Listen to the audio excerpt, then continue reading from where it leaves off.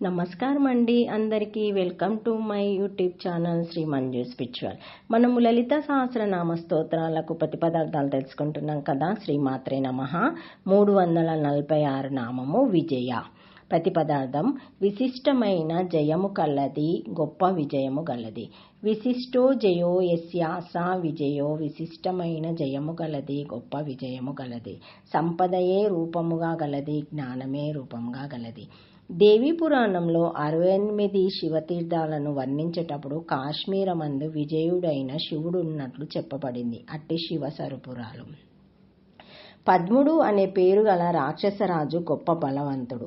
అతడిని సంహరించి దేవి విజయ, అపరాజిత అనే నామధేయాలను పొందింది లింగ పురాణంలో. పరమేశ్వరి తాను చేసే సృష్టి స్థితి లయలను యుద్ధాల్లోనూ కూడా ఎప్పుడూ విజయమే పొందుతుంది కాబట్టి విజయ అనబడుతుంది. ఆమెకు ఎప్పుడు విజయమే. విశేషణ జయ విజయ. ఆమె మహిషాసురునితో యుద్ధం చేసి అతనిని సంహరించిన సందర్భంగా ఆ తిథికి విజయదశమి అని పేరు సార్థకమైనది. దేవతలు జయించలేని రక్తబీజుడు, చండాసురుడు, ముండాసురుడు మొదలైన రాక్షసులను మాత జయించింది. సర్వోత్కర్షముగా ప్రవర్తించున్నది. పరబ్రహ్మ స్వరూపత్వము వలన విజయ విశిష్టమైన జయము గలది.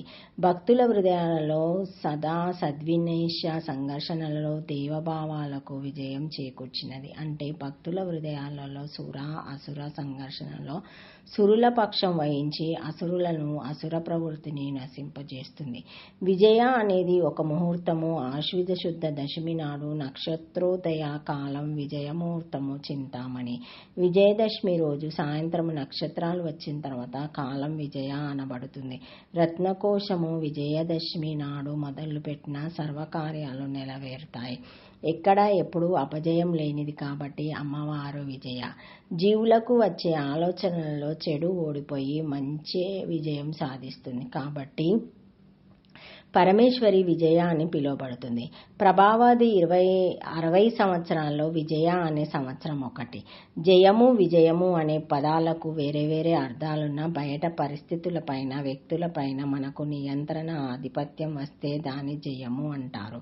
మన మీద మనకు అంటే మన ఇంద్రియాలు, మనసు, అరిషడ్వర్గాల మీద నియంత్రణ, ఆధిపత్యం వస్తే దాన్ని విజయము అంటారు.